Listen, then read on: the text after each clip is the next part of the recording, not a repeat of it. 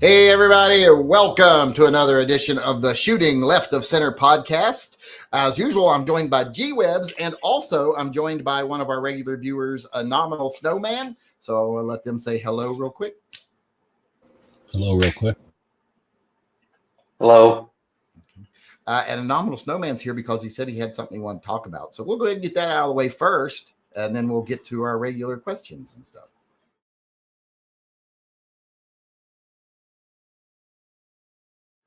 So I've been looking into, because I'm relatively removed from kind of just what goes on in society and news and stuff like that. And I've just noticed, like, since the past year or so, I've been working more in public and around the general population. I've noticed, just how extreme everybody's kind of become. One of the things that just blew me away recently is I've had like 3 or 4 people, just randomly, customers, places that I'm going, using the N word in public, talking about executing transsexuals, gays, immigrants, talking about people coming across the border, just start shooting at them. And to me, it's like I've never experienced that before in like regular, ordinary society. I mean, I've heard that from extremists, like, that speak a little more in private or in, limited social settings, but doing it out in public just blow me away. So I've been really looking into, like, where all of it's coming from, and it just seems like there's so much of, like, the podcasts. They're like, it all seems to originate like from this anti-establishment. It seems like a psychological kind of like propaganda campaign, because it's like you look at like Joe Rogan and the Joe Rogan sphere. He's begat so many different podcasts, and they all tie back to him. And you'll see guys talking about, it's like every single, like, whatever hang up you have in life, there's a podcast that will push you to, like, the alt-right pipeline, I guess, and really try and, radicalize you. It's like if you wanted to join the military, but you were too scared, you got podcast guys like Sean Ryan and Jack Off Willingly, or whatever his name is. And they're, sitting there, and they'll tell you, like, oh, it's just, you need to lift weights, you need to take supplements, this, that, and other. That's how they're making their money. And then they start pushing the same, lines that the Trump crowd's pushing.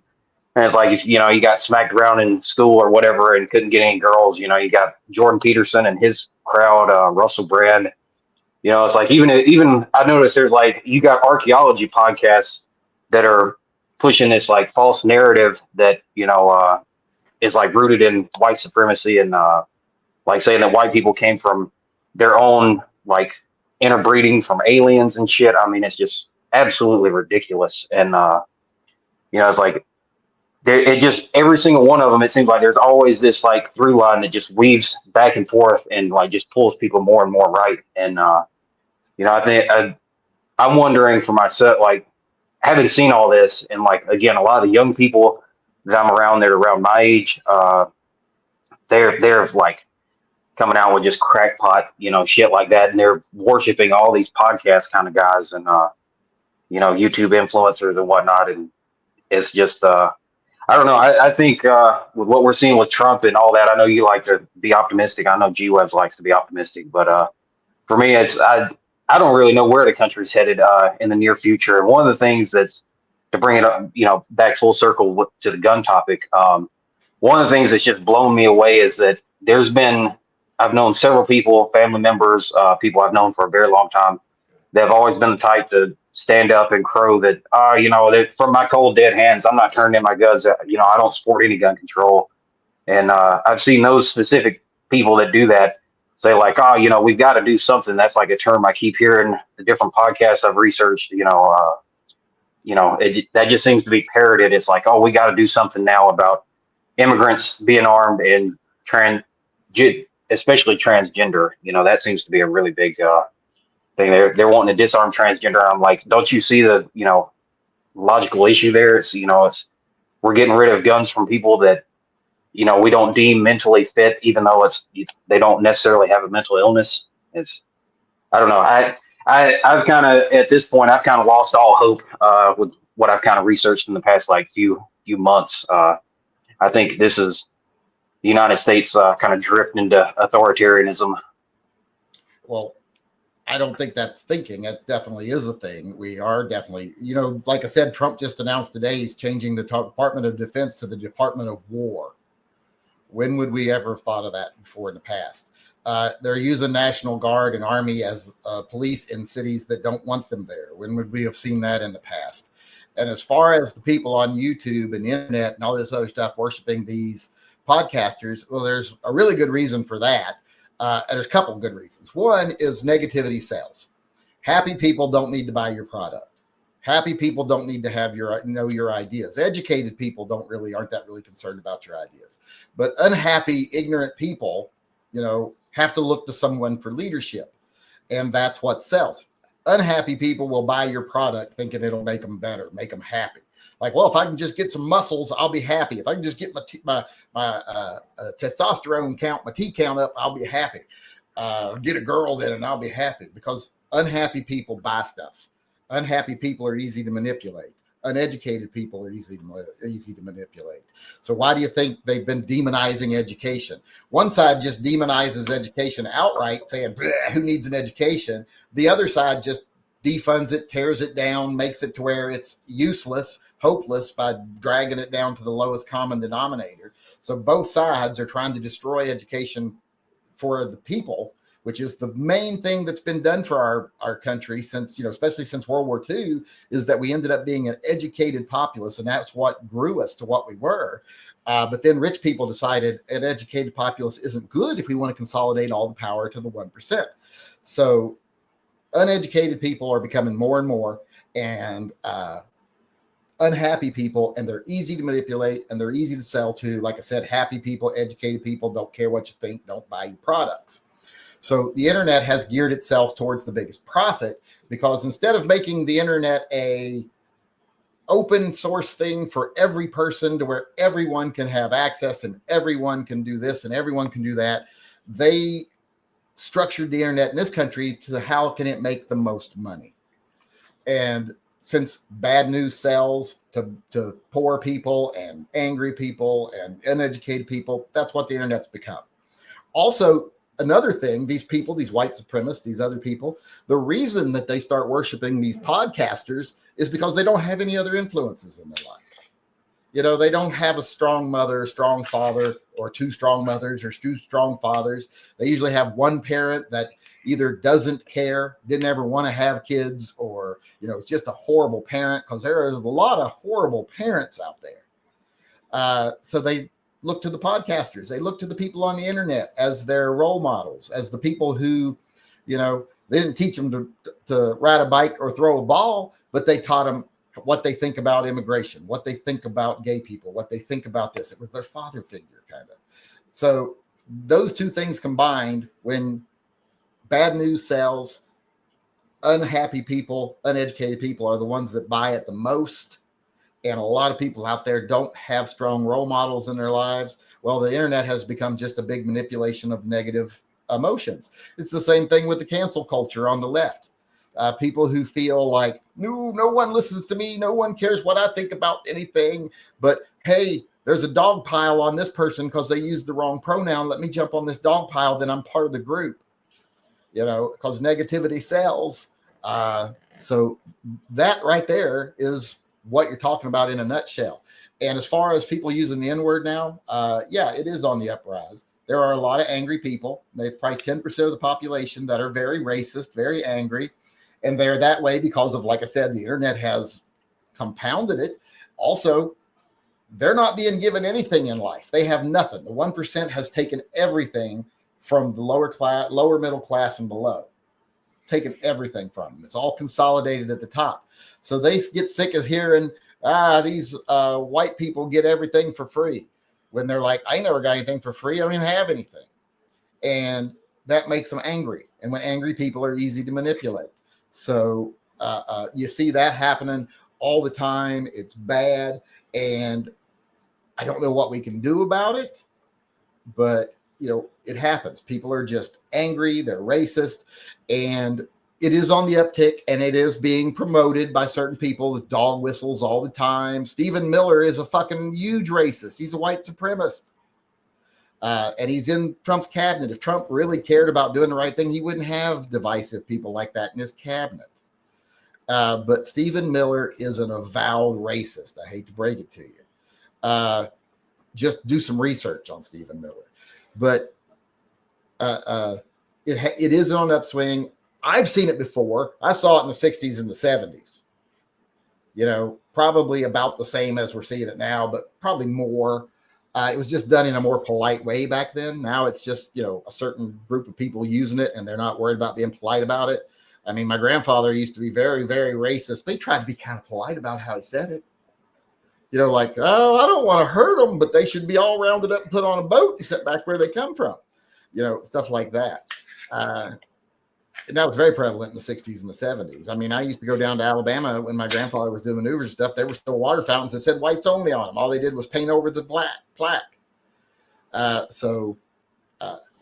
It's not new, but it's a cycle that's coming back. And it's coming back because we're going back to where most of the population is angry and uneducated, but even more so angry now than they were back in the 40s and 50s, because at least back then they had a chance. 80% of everything in the country wasn't consolidated with 1% of the people like it is now. You didn't have CEOs of companies, tooling around in mega yachts with another mega yacht behind for the crew to live in, because that type of wealth didn't exist. There were safeguards against that, against people getting too much money and having too much power. The people were protected from that. And then around the 70s, that started to be something that was going away. And in the 80s, it jumped into high gear with Reagan and them. And it's just run amok since then. I mean, look at the differences between the average worker's pay and the CEO pay back in the late 60s, early 70s, and now. Look at the average, value of the 1% compared to the bottom 99% in the 1960s, and look at it now. It's all about money going to 1% of the people, and then them using that to demonize education, demonize science, make people uneducated, make people angry, and then direct that anger at the wrong people. Because it ain't a tranny that made you where you're at right now. The 1%, your boss had more to do with that than any tranny did. And this whole notion that, all the last mass shooters, and I was hoping Never Enough Ammo show up tonight because I'd like to talk to him about that. All the 12 last shooters were all transsexuals. That's not true at all. I think it's been like 2. Yes, 2. And they were like, they'll use like, oh, they had they, them on their profile. They're a transsexual. No, that's just something kids do now to be respectful. So it doesn't mean they're transsexual. And even if it was every one of them, they're an at-risk community. I understand why they would do bad things. That doesn't excuse it, but I understand it. But it doesn't mean we go around and start just throwing away our principles and saying, let's ban this group of people. Because like I said, what's next? If you say, oh, transsexuals are, angry and they're volatile and we can't let them have gun rights. Well, what about people who never graduated high school? Those people tend to be very hostile. They have more likely to have a criminal record, more likely to have a violent crime record. So when will we start saying people who didn't graduate high school can't have a gun? Or maybe college? Maybe. So I think you're like more. I think you're looking more into like, a basis and like the psychology behind it and like explaining what's currently happening. See, where I'm kind of worried is I think like this seems to be like Donald Trump has been more of like a catalyst point of something that's been going on, and particularly Trump's second term. It's just kind of really started to manifest everything. My worry is like, where is all of it going to head? Because I don't see any way of reversing it. It's highly profitable, all the institutional powers. It's like, you'll see the whole Joe Rogan sphere, I guess, to use that term, because that just seems so pervasive now. They talk about how they're anti-establishment, how they're against the, They're institutions that be or whatever, and they're bringing on government officials, like everyone that's in the high level. First off, let's get one thing straight. They are not anti-establishment. They love establishment if it says what they want them to say and if it supports their biases. What they are is anti being told they can't do something, being told you can't be openly racist with no ramifications. You can't exclude people. You can't be hateful and expect people to accept it. That's what they're anti. They're anti. That's they can't do whatever they want to do. That's what I was going to say. It's like if you look at Joe Rogan's podcast, he's had all these top level government officials that are currently running the show on his podcast, and there's been no which, at this point, the Democrats just seem to be like, the playful schoolgirl that's like, oh, stop. You guys are, you Republicans. It's like, you look at Gavin Newsom, he's just copying Trump in his tweets now. He's just doing the same exact thing. And it's like, there's no actual resistance that's being like put forward against, the right wing and what they're doing. Because the 1%, the Democratic National Convention and the Republican National Convention are all controlled by the same 6 families, period. And those 6 families aren't doing anything that damages them. They're doing what benefits them. They're just doing it in different ways. So right now the Democrats are on stand down mode. Don't do, talk about, we want trannies in girls' sports and things like that. Talk about things that will push people in the middle to the right. And then the Republicans, it's like, go hardcore with the white supremacist stuff. That'll push more people in the middle to the left. But we'll still maintain that 50% division that we need. So both parties are playing the same game with the same masters in control. So nothing is going to change as long as the people don't rise up. And here's the thing, the people ain't going to rise up because most of them too fucking dumb. They don't even realize we got pro-gun people sitting here going, yeah, I don't think trannies should have guns. So how is that person going to rise up? If they were able to be that brainwashed in a short period of time about 0.1% of the population, if that, how are they ever going to stand up to the government? If they're saying Donald Trump is sent by God and he was ordained to lead us to salvation, how are those people ever going to rise up? They ain't going to. So, yeah, I think the most likely thing is our country will eventually become multiple countries, and that's just how it'll have to be. People who live in the states that do well, they'll have a decent, nice life. They won't have a lot of personal freedoms. And then people who live in states like Alabama and Florida and even Texas, because Texas is a taker state, they won't be able to survive without government funds. Those states will live in poverty and they'll work as a slave class for the people who probably make products in those states and sell them to the more successful states. So I think that would be a very optimistic take because I would say if the United States balkanized to any degree, and especially how the coastal areas are divided, you wouldn't have a unified split between them. They would be broken into so many different smaller nation states. There would be like 4. Well, what I was saying is you would have so much outside influence. There would be so many proxy wars. There'd be so much, funding from China, Russia, our enemies, funding rebels that the United States would. If the United States broke up and collapsed, I think it would be like just absolute turmoil at that point because there would just be so much. You can't. They can't do that to certain areas like the West Coast. I mean, that's one of the biggest economies in the world. They'll be able to take care of their own. They'll be able to separate, secure their borders, etc. New York, New Jersey, they'll be able to do the same thing. There's so much money up there. I think we're going to end up with 2 very wealthy countries and then a little spattering of different countries in between, because you got to remember like 80% of the GDP comes from 2 little areas. So those people are going to do all right and they're going to have the power. And it's like, I don't see a big civil war because who's going to fight it? None of these people are going to rise up. They're going to be like, well, I would go to war today, but my stories are on, or it's the finals. I can't show up for a combat today. That's more than a 20-minute drive. And today the NBA finals are on. So I can't go to war. So it ain't going to happen. There ain't going to be no massive war. It's just going to be a gradual breakdown. The states that have money and power are going to stop sending their money to the federal government. The giver states, the ones that pay the bills, they're going to stop sending their money. And then the states that are taker states are going to stop getting money from the federal government. So they're going to start doing things like raising taxes in their state and all this other stuff. They're going to bankrupt their people really quick. Their services are going to fall apart. There's not going to be fire departments, police departments, etc. Because those are going to be, you think the rich people that live in those states now are going to say, well, yeah, we'll kick in more taxes to cover these things. No, they're going to move to the states that have money. Because when it comes right down to it, they're not going to give up their comfort. So I just don't think it's going to be a bloody revolution. I think it's just going to be gradual breakdown where states that have money start keeping it. States that don't have money start losing it. And people are going to try. You're going to have like Oregon Trail type shit of people trying to get out of poor states to get to better states. And I think those. Well, I don't think he'll necessarily be borders. I don't know that it would be violent just from a surveillance kind of perspective. That's another thing that I've been looking into is, flock cameras have started becoming prolific around Spokane. I mean, the area is covered in them. You can't get into Spokane or out without being, viewed by the panopticon, I guess, for lack of a better term. They And, arrested everybody arrested? what was that? Are they arresting everybody because they have all these cameras?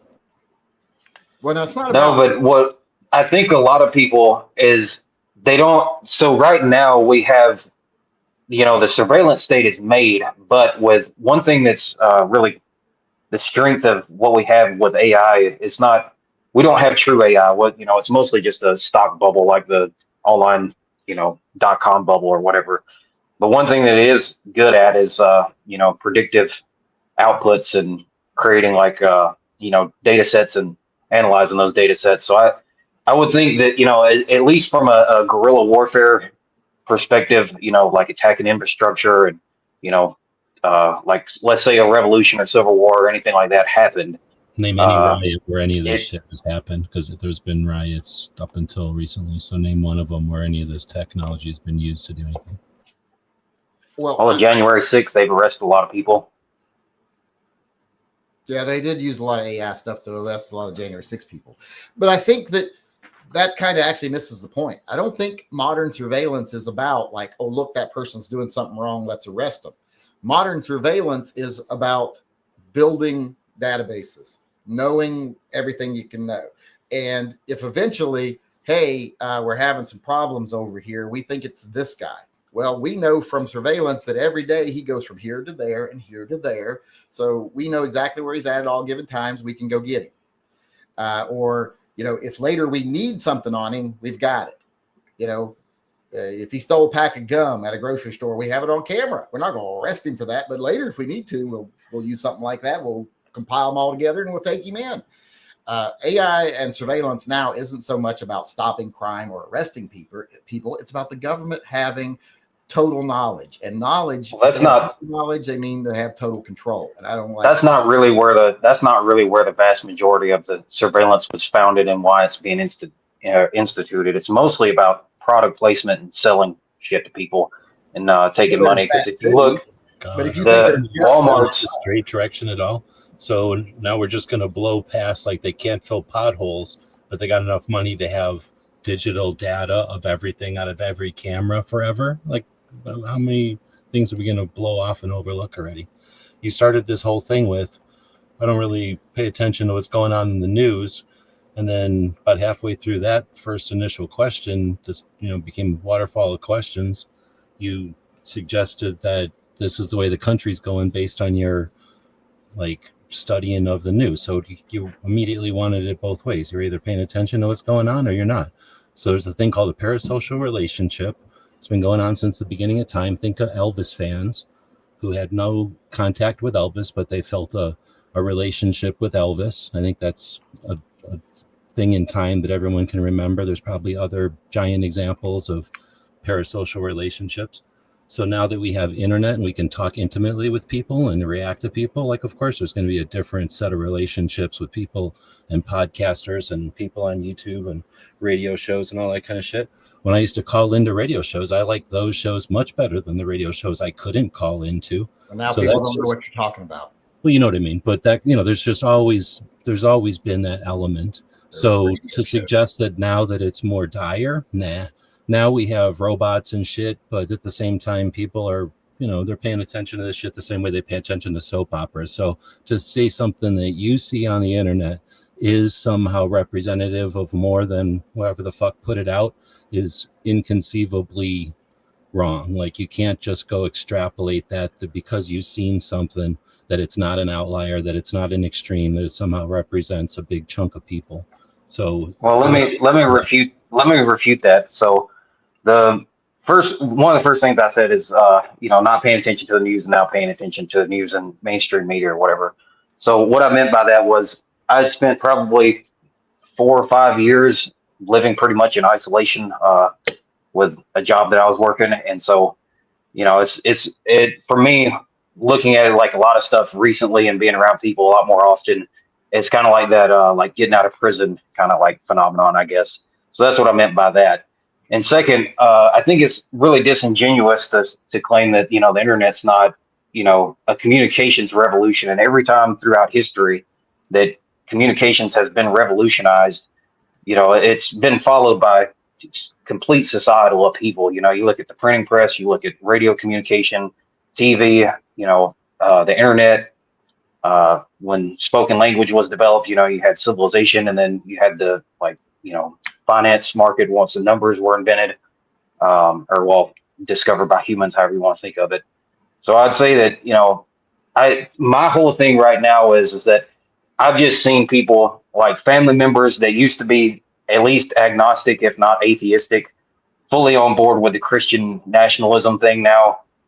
People that, you know, I've known for years that are well educated people with PhDs, and I know it's anecdotal evidence or whatever, but it just seems to be a very, very common thing that, you know, there's a people I don't know money. anything like that, so that offsets all the people you know. Well, I don't know if he's even saying that it's. Well, that's what I said. It's anecdotal. But Yeah, I don't even know if anybody's saying it's the majority of people. It's the loud minority. Like I said, it's like 10% of the population, but it only takes 10% of the population to keep spreading shit and everybody else to do nothing.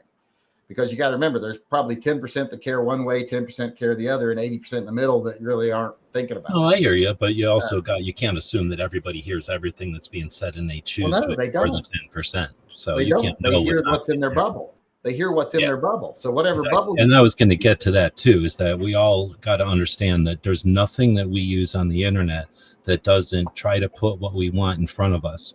So you either have to realize that and do a conscientious effort to, you know, scrape so that you're not getting fed with the cookies. Oh, that's not really true either, because there's been people that have done multiple tests on things. Sure. Like, say, the YouTube algorithm. If you start with a blank slate, unless you're in an extremely left wing demographic city, say either San Francisco or New York City, and even New York City, people have tested it.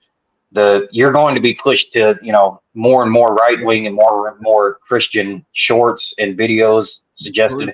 If you start from a clean slate, there's corporations trying to get you to go right wing so that you vote against your own interests. I mean, that's just ridiculous to claim. That's true. Studies have shown that with pretty much every algorithm on the internet, that it leans right. But then when they put those studies out, the right keeps screaming, "We don't get any representation. We're being discriminated against." No, they only discriminate against the ideas that would be considered right wing if it actually hurts the 1%.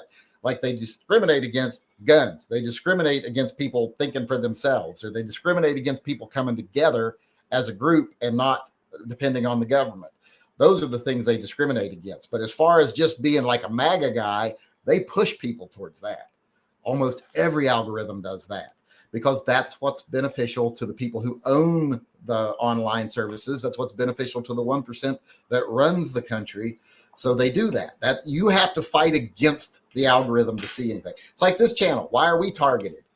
Because I don't scream, you know, these people are bad, those people are bad, we need to divide up and we need to go after them. I say we need to quit listening to the people above us and start paying attention to the fact that you're not poor because that immigrant is making $8 an hour. That's not why you're poor. It's like when people say, "Oh, those immigrants took my job." It's never, my company hired illegal immigrants because they're cheaper. Fuck my company. It's, or, those foreigners stole my job. They took the plant over to China. China stole our jobs. No, your manufacturer, the company you work for, sent those jobs over to China. You're blaming the wrong fucking people. And that's what they want. So they keep pushing for that.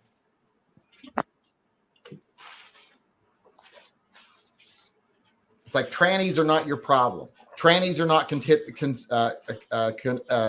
contributing to violence in this country. There's just not enough of them. That'd be like saying the biggest problem with violence in this country is Tim. You know, because you're not far off saying that when you say trannies or transsexuals or whatever. I know I get in trouble for that all the time. It's about making sure people blame the wrong people, making sure they don't have anything popping up in front of their face that would tell them different, and making sure that they're too lazy to even bother go looking. It's like I always tell everybody on this channel, if I say something you disagree with, research it. and come back and tell me whether I'm right or I'm wrong. And if I say something you agree with, research it twice as hard, because don't let me confirm your bias.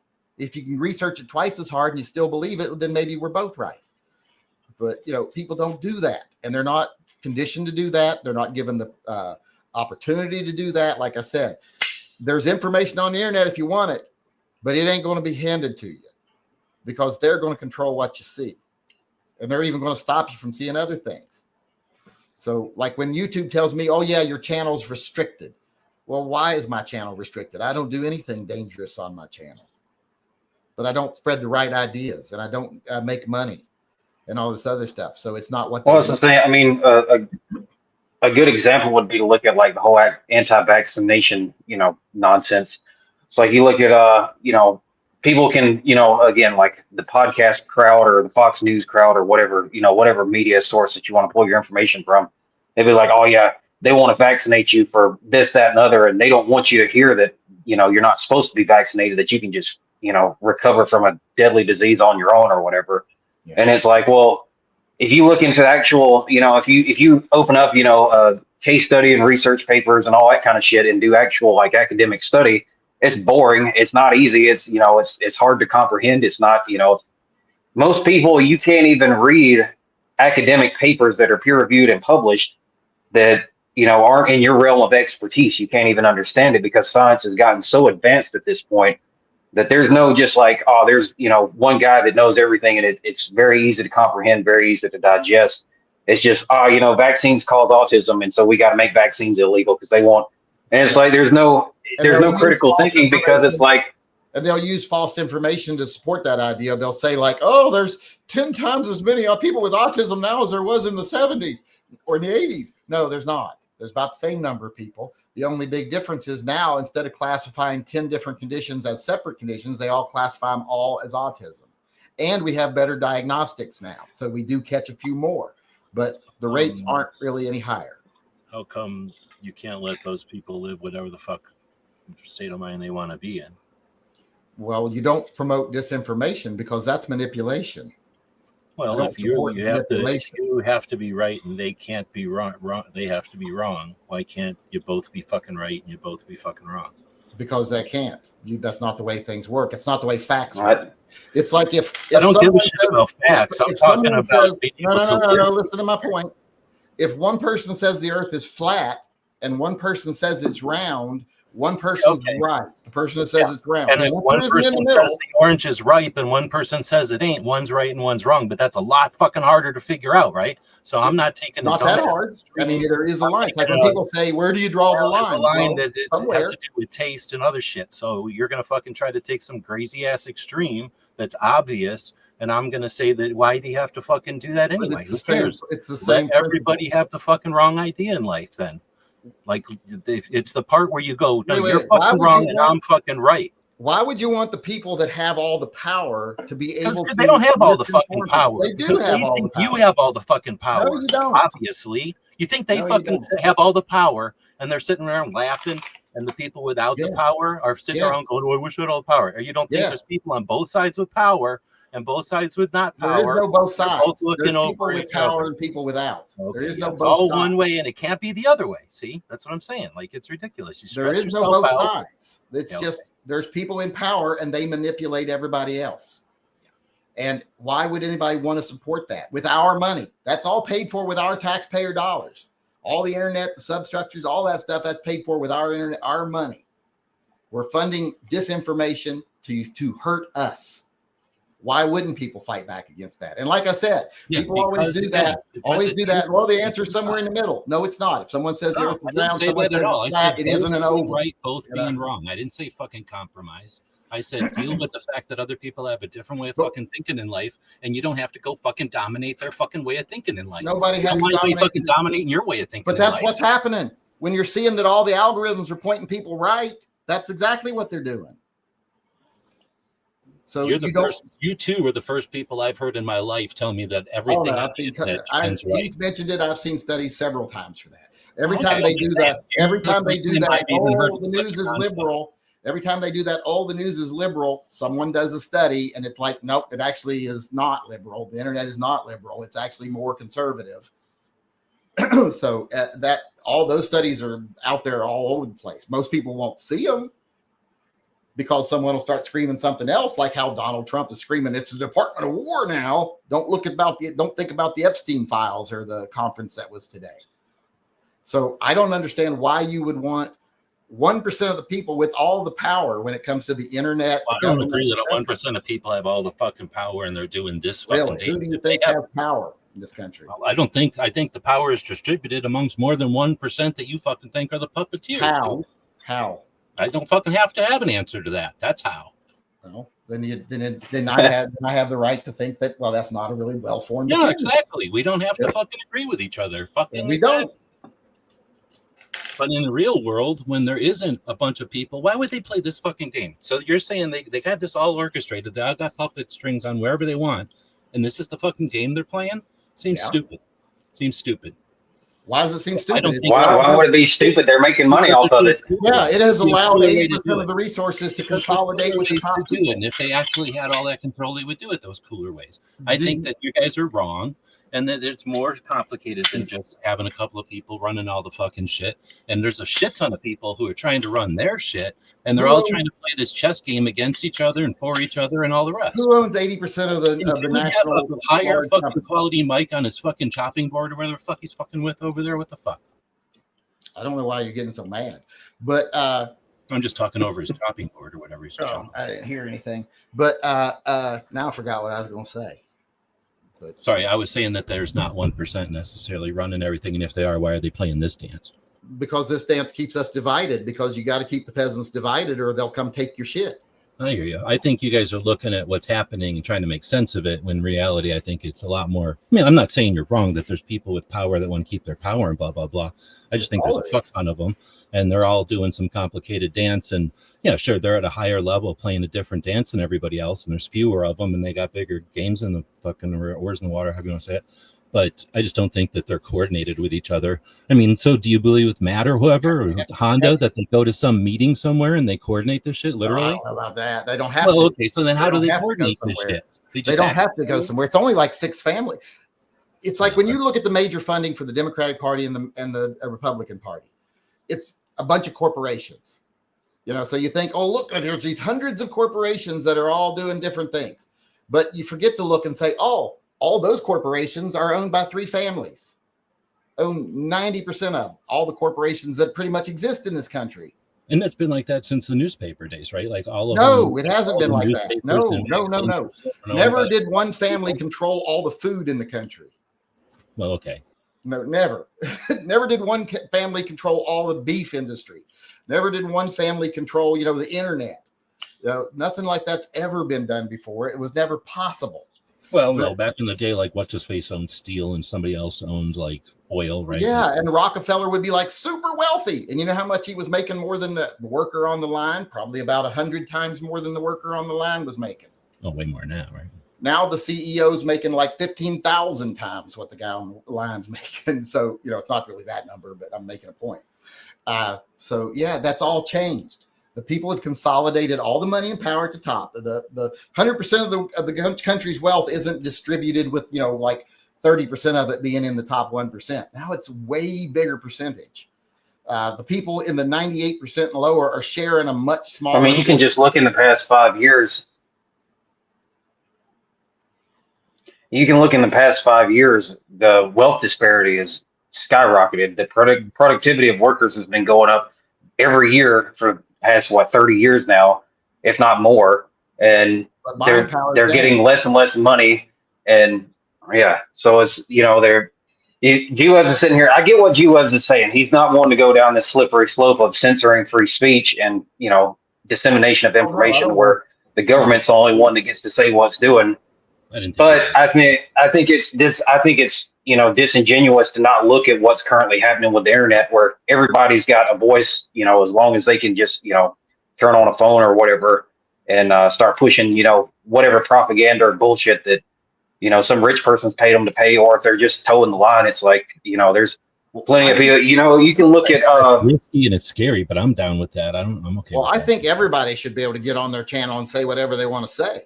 Every single person. But then I think there's a certain thing that like with my case with YouTube, where, you know, the big companies aren't subject to the law. They don't face any ramifications, so they can do what they want. Well, it should be if Joe Rogan says, don't get your kids vaccinated, it's bad, and he has no science to back that up, and then people's kids start dying because they didn't get vaccinated, well, they should be able to sue Joe Rogan. There's consequences for your actions. If they can show that you were influential enough that your lies did damage to people, well, then you should be liable for that. Well, that's not going to happen. The fucking RFK's running. You're not protected against consequences from your speech. You're just protected from the government censoring your speech or subjugating your speech. If you say, like, if I go out right now and I start using my platform to say my next door neighbor is a pedophile, and someone comes and burns his house down and they say it was because he said he was a pedophile, they should be able to sue the fucking shit out of me. So same thing with people that are powerful. If they're spreading false information and it turns out to be proven false and people are harmed by it, they should be responsible for that. All right. Well, then people would think about what they said. What's the other one? Besides slander, there's the other one that's like next to it. Libel.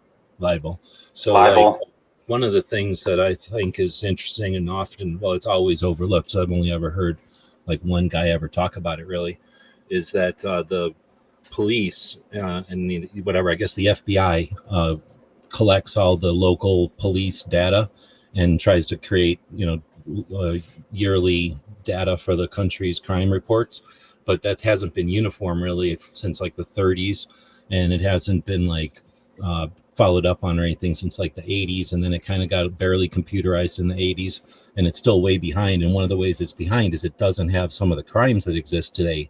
It just has the crimes from back in the 1930s and shit, like rape and murder. And there's like way different crimes that happen way faster, like computer crimes, for example, just never existed back then. Well, cyber stalking, that's an example. Yeah. Well, I guess what I was going to say is I wonder how much of that is the same thing where, like we have these things that we talk about, but we don't have the modern, we don't have like analogies, or is that the right word for like the modern versions of these things, like the modern versions of these things. Yeah, I mean, that's something that's definitely true. Where are we at? What were we talking about?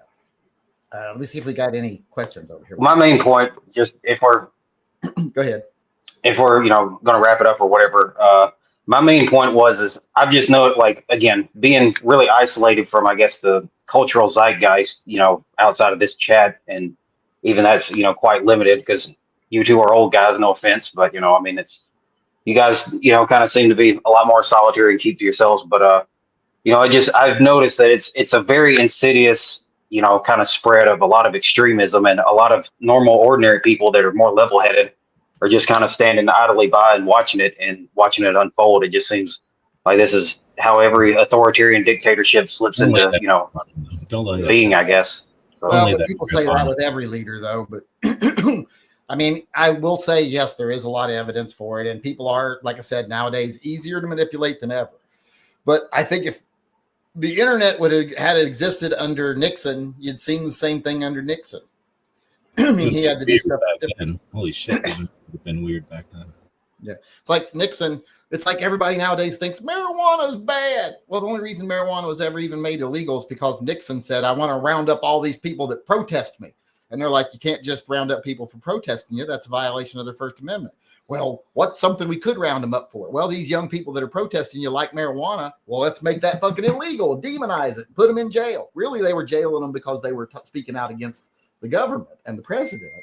But, they had to do it subversively. So that kind of shit is prevalent. And even today, people still think marijuana is bad. The other day I had people and talking about how you were talking about people don't really go find the information. 3 different people cited a study in my comments on my video where I talked about marijuana and guns. Oh, they determined marijuana gives you psychosis and gives you, all these different mental conditions. And I'm like, no, they didn't. If you even fucking read the story, which you didn't, you got your information from Joe Rogan and somebody else, not Joe Rogan. What's his name? The one that got all in trouble. Well, I don't need his name, doesn't matter, but you're getting your information from people like Tucker Carlson and all that, and you're just repeating what they said. Because if you went and read the study says nothing like that. The study, even though it was very tilted to do that, They paid some group there's groups in Sweden and everything that'll do a study if you pay enough money. They did it, and the way they structured it, they said people who self-medicate with marijuana have a 3 times higher likelihood of having mental health issues. Well, if you don't have fucking mental health issues, you're not self-medicating with marijuana. So of course they do. It's just a stupid thing. It's like those studies that go, kids that go to bed at 8 o'clock do better than kids that go to bed at 10 in school. No, that's not true. Kids who go to bed at 8 o'clock probably have parents in their life that make them go to bed at 8 o'clock, where kids that go to bed later don't. So they do better in school because they live in a more structured environment. It's got nothing to do with what time they go to bed. Just like self-medicating with marijuana has nothing to do with how likely you are to have a mental health issue. However, having a mental health issue does affect how likely you are to self-medicate. So that doesn't make any sense if you read the actual study and understand the actual study, but people don't bother doing that. All right, are we done?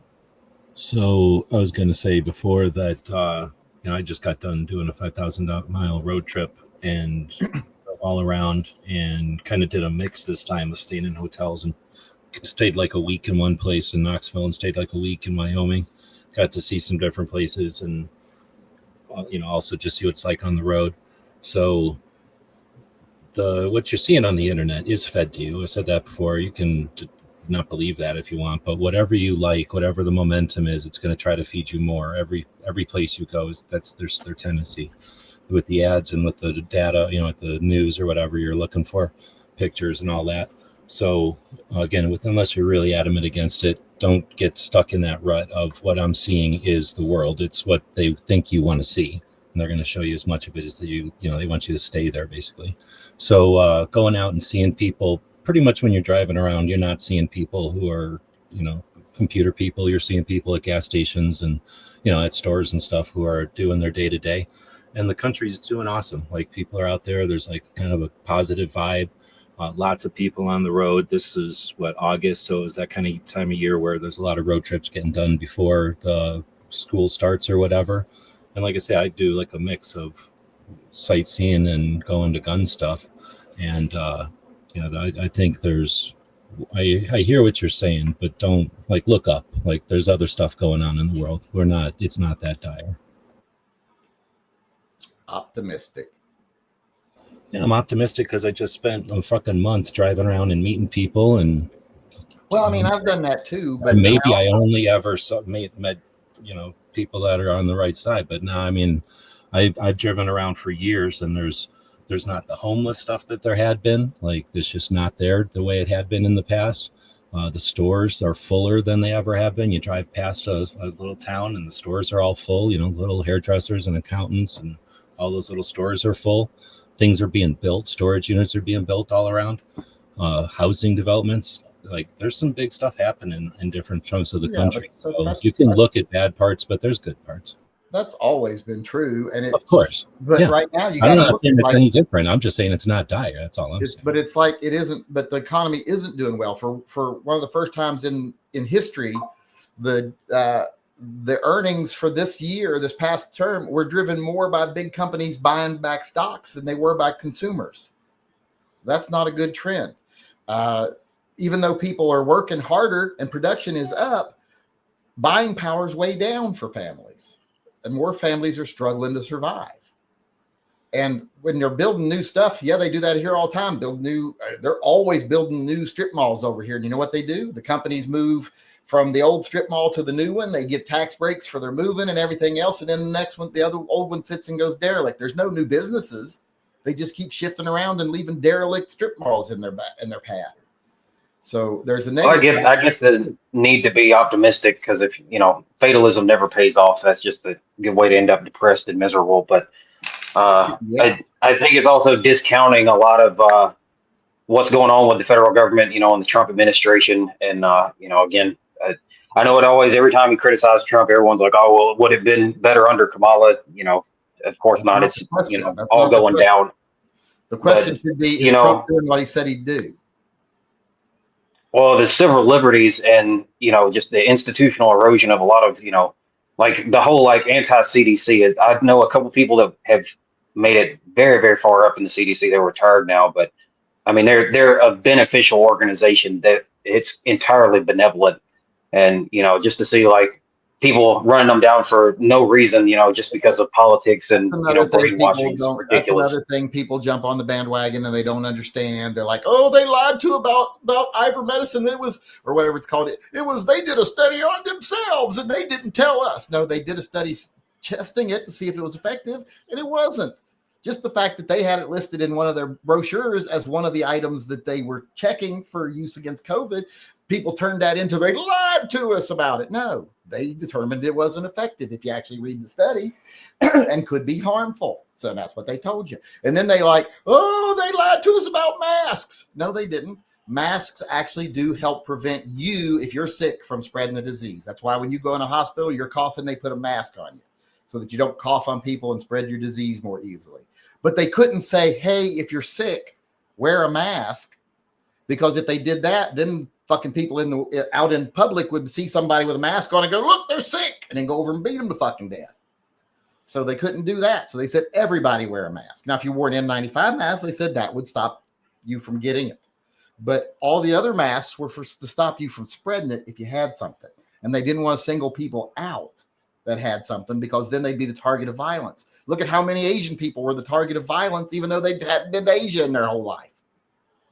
So that's what they were trying to prevent. No, these big conspiracies that the CDC lied. I was watching a clip on the other day about that Brett Baer guy or whatever his name, or not Brett Baer. What's the other one's name? The one that doesn't think you should use straws or you're not manly. Talking about they lied. And the person on the panel was like, no, they didn't. No, they didn't. Everything you're saying is a fucking lie.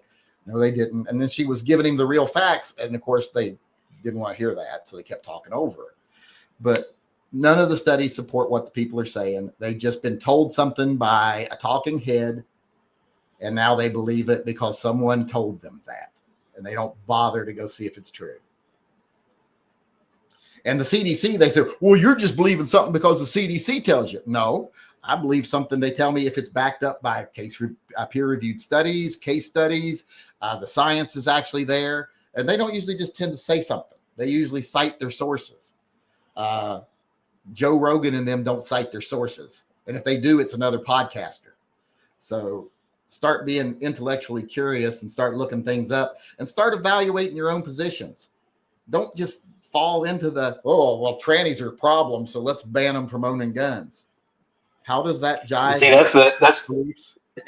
that's the issue though with the psychology behind this, because with Joe Rogan, if he's telling you, well, this is what the establishment doesn't want you to know, and we know this secret, and you can be part of the club, it's tribalism and being able to feel special and that you're better than everyone else. When someone you're one of the ones that are smartened up, or I guess woke would be the answer for that. But well, and it's like, you tell them to go read this research paper, and they're talking about molecular biology and how it's mRNA vaccines. Which I it's don't like understand. their eyes glaze over. It's like I don't understand it either. I have a science background. My master's is in psychology. You have to take a lot of biology for that. I don't understand most of these studies. I have to go reference things. I have to look stuff up. And I don't. Narcissism is so rampant nowadays that people think I know better than all those experts, or this guy I like knows better than all those experts.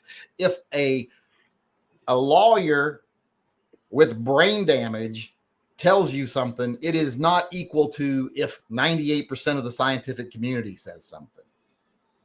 But some people will think, well, yeah, but if I'm on his side, we're a small group and we know the truth. We're the true believers. We're the people who have the real information. And that satisfies some need they have. That satisfies something lacking in their life. So they welcome it. It's not like that. It's not just that they're lazy and they don't want to know the truth. They want to be part of the smart people. Even though it takes a really narcissistic person to think that today, and for the last 50 years, every scientist, every CDC official, every person in this field, every doctor has been conspiring to keep the real information from me, but I figured it out. Or this person that I know figured it out. And they've just for decades been conspiring to fool me. That's it's sad is what it is. But that looks like that's about it for today. I got a couple questions here I want to get to before we get out of here. Saw a few things pop I'm up. sure you're wanting to ask about my triple barreled shotgun. I'm sure that's one question. I don't want to know anything about your fucking triple barrel shotgun, you cunt. By the way, he's a cunt. Everyone knows. So I should have started off the chat with that. I should have said, everybody remember anything he says, he's a cunt. Because he went and got 3 new guns in the past week, 2 of which are ones I really want. And I'll show that. I'll show them tomorrow. I haven't got time to get to the emails today. I'll show the emails. You don't have one of the Sidegate 4570 Henrys? No, I don't have a 45. I don't have. I have one. I have side gates, but they're the brass ones, and they don't have. Well, they don't have the side gate. They have the tube load. Does one of mine over here have a side gate? Maybe I do have. Let me check and see real quick. I'm not. See, I was wanting to get one of the octagonal barrel 4570s. I do. And then I have one side gate, but not in 4570. I wanted to try one of the octagonal barrel Henrys, and I was at the gun store. I was trying them out. The weight of the octagonal barrel, it looks cool, but it's way too nose heavy. I just really don't. I was like, I don't get the appeal. It looked cool, and then tried it out. I was like, nah. Oh, I have them. I like them. It is heavy, but if you're shooting a heavy round, it helps. Back in the old days, they made them a lot thinner, walled, so they weren't as heavy. And nowadays, I think because of liability, they make them thick as shit, and they're heavy as fuck. Like having a much more heavy up front. Yeah, well, I guess they figure, if it's a hunting gun, you're not going to be holding it out in front of you forever unless it's supported. It's not like a combat rifle or anything. Let me read a couple comments here real quick. Let's see here. These questions. I respect the hell out of you. Oh, no, this is probably more just buttering me up, but I like that, so I'll read it. I respect the hell out of you. You've always been an honest shooter. Is that shooter? I hope that's shooter, not shitter. No matter if it's popular, I am glad I found your channel. I may not agree with you 100%, but I respect your values. Wish your voice was louder. Yeah, me too. But it's all right if you don't agree with me all the time. You have every right to be wrong. Then we got keep us distracted and dumb to keep people who look different from coming together. The reason I cannot pay my bills is because you don't think like me. That's their big thing. That should be a t-shirt. It should be. LA chillin'. Let them eat cake. History repeats itself. It does, unfortunately. And usually it's not the good parts that come back around. It's the bad parts. CDC is the same as NRA. No, I don't think so. CDC is a scientific organization that bases their opinions in facts and studies and everything else, whereas the NRA is just a money hoarding group. The CDC is not getting wealthy off of misinformation. Let's just say that. And I don't even understand why people think that they would have a reason. I mean, it's not like I just made $1 billion by convincing people to not get a vaccine or to get a vaccine. The pharmaceuticals do, and those are the same 1% of people that run the country. They have more of a reason to lie to you than the CDC. And I guess some people could say, well, that they influence the CDC. Well, they could through funding and stuff. That's why we should keep the funding for the CDC and stuff public and not private. We should be funding it so that we get the straight answers. And, the pharmaceuticals don't tell us what they want us to know. Because I don't trust them at all. Let's see here. I think that's everything. Anybody who sent a question in today that I didn't get to via the live I'll try to get to them tomorrow. If you send in an email or something through Patreon, I'll try to get to that tomorrow. We didn't have enough through Patreon to actually do the giveaway today, so that's not a concern. But I want to thank everybody for coming. We've ran a little over because Nominal Snowman wouldn't shut his mouth the whole time. So you're welcome. I appreciate everybody showing up. Does anybody anything here anybody wants to talk about real quick before we leave? I just say I appreciate the recommendation a couple years ago, Gwebs, to go to the TYMP Missile Museum. That was really cool. Right on. Yeah, that is pretty neat. I don't think I've ever been. What part of Wyoming did you stay in? By Sheridan, so north, east. But if we're talking Wyoming and we're talking museums, I got recommended to go to the Museum of Military Vehicles or something like that. And I was like, yeah, whatever. I don't care about tanks and that. But somebody said, "Oh no, there's a big gun part of it," and I went, and it is definitely by far, hands down, one of the best museums. It's completely modern. Somebody who's loaded, like made a giant metal building, made a really interesting, immersive exploration. It's I guess you could say it's military vehicle themed, but it gets into the various wars that we've had, all the campaigns, and then because it's so interactive, like the various veterans and people that were affected by the wars over the years, who have visited a museum can record stuff and leave stuff behind. So the museum is like growing, and it's just one of the coolest experiences ever. So if you're at all Is interested, that the one? That's the one in Du Bois up north of Lander. Yeah, exactly. It's awesome. It's Yeah. definitely, like I say, if you got any interest in military, any interest in just, kind of patriotism type of stuff, and then of course military vehicles. There's a big gun collection too, which is pretty awesome because it includes shoulder mounted stuff, some rockets and shit, but like a really good gun museum too. But it's amazing. It's a really good museum, worth your time, and kind of in the middle of nowhere, Wyoming. So it's a good break from wherever you're driving. You're probably going to Cody. Yeah, if you're ever going through Cody or Powell, the Bighorn Armory guy's based in there. I can't. It's been a few years since I met him, but he was either in Powell or Cody, somewhere in that area, and he makes those 460 Libra actions. They're really cool. They're also very expensive. Yeah.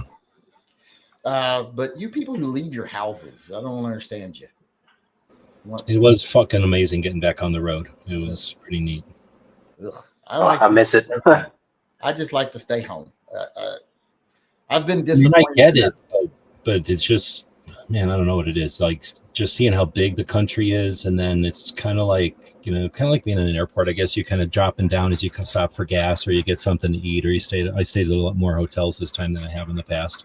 So coming down into a new town, they're still different. At least where I go, I don't go to any chains if I can help it, and I try to stay at like little motels, like old 1950s places, and these are run by families and not by chains. So it's really neat just stopping in, and then I'll ask them, where do I go get coffee? Where do I go eat? And then find the cool local restaurants. Anyway, so I really enjoy that. It is a lot of fun. And then I go to gun shops, and I got like 4 new museums this time. Yeah, it just seems like I'm not that keen into being around that many people or traveling. But it is fun seeing how big things are. It's like I don't know about you, but I remember when I used to be in the military, when I'd be overseas and stuff, I'd be like, it's just unfathomable how far I am from home right now. Dude, I can't imagine going across something on the ocean. I've only been in the United States, but just driving like this time, I drove to Moab, Utah for the first time, the Monument Valley and all that.